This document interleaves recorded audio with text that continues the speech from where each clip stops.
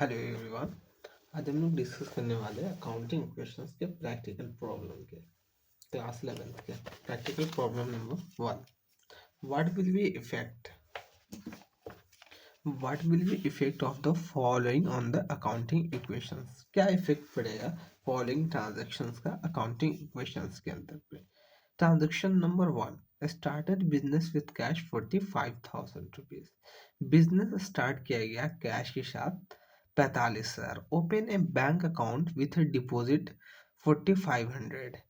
हम लोगों ने बैंक अकाउंट डिपॉजिट किया जिसमें डिपॉजिट किया हम लोगों ने कितना, 4500 रुपया डिपॉजिट किया है। Bought goods from Mrs sun and company for 11,200। हम लोगों ने गुड्स परचेज किया है 11,200 रुपीज़ का। नाम मेंशन है Mrs sun and company. It means हम लोगों ने क्रेडिट बेसिस पे परचेज किया है गुड्स को। तो ये तीनों ट्रांजेक्शन्स का इफेक्ट देखते हैं अकाउंटिंग इक्वेशंस पे। अकाउंटिंग इक्वेशंस क्या है? अकाउंटिंग इक्वेशंस एक तरीके मैथमेटिकल एक्सप्रेशंस है। अकाउंटिंग इक्वेशन जो होता है, asset value of asset equal होता है value of liabilities plus capital के। तो फर्स्ट ट्रांजेक्शन्स क्या है?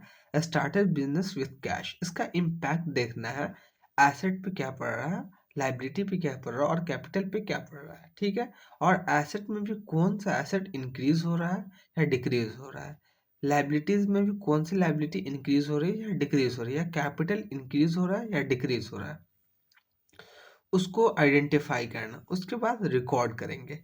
The started business with cash. तो बिजनेस के अंदर एक एसेट इंक्रीज हुआ, डेट इज कैश। दूसरा कैपिटल इंक्रीज हुआ, कितने से? 45,000 से। तो कैश इंक्रीज हो गया, दूसरा कैपिटल इंक्रीज हो गया। अकाउंटिंग क्वेश्चंस क्या होता है? Asset equal to liabilities plus capital.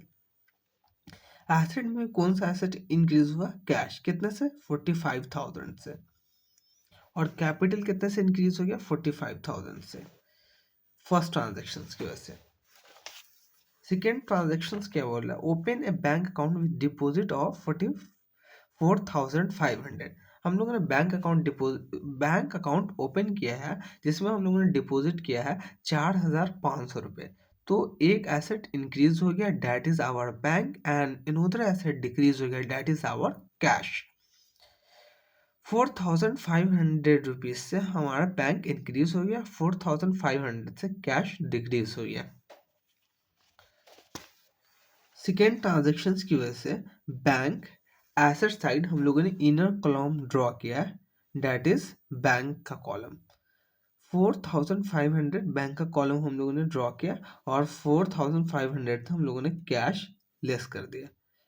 दोनों ट्रांजेक्शन्स को रिकॉर्ड करने के बाद हम लोगों ने न्यू इक्वेशंस प्रिपेयर किया है। ये दोनों ट्रांजेक्शन्स की वजह से कितना इम्पैक्ट पड़ा एसेट पे, लाइबिलिटीज पे और कैपिटल पे। तो फर्स्ट ट्रांजेक्शन की वजह से 45,000 रुपीज कैश इंक्रीज हुआ है, जिसमें से 4,500 रुपीज हम लोगों ने बैंक में डिपॉजिट कर दिया। तो हमारे पास at the end of second transaction कितना कैश का बैलेंस बच गया? 45,000 minus 4,500, that is 40,500। And bank 4,500 से इंक्रीज हो गया। क्रेडिटर पे कोई इम्पैक्ट नहीं है और कैपिटल का बैलेंस हो गया 45,000। थर्ड ट्रांजेक्शन क्या है? Bought good from Mrs sun and company for 11,200। Goods purchase किए क्रेडिट बेसिस पे मिसेस सन एंड कंपनी से।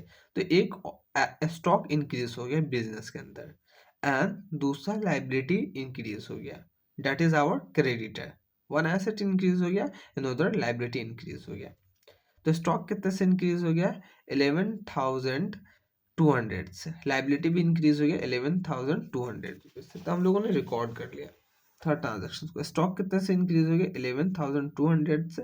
क्रेडिटर कितने से इंक्रीज हो गया? 11,200 से। तो हम लोगों ने थर्ड ट्रांजेक्शन के इम्पैक्ट को रिकॉर्ड करने के बाद अकाउंटिंग इक्वेशंस पे हम लोग न्यू इक्वेशंस फॉर्म करेंगे। न्यू इक्वेशंस हम लोगों ने फॉर्म किया तो कैश पे कोई इम्पैक्ट नहीं गया, तो कैश का जो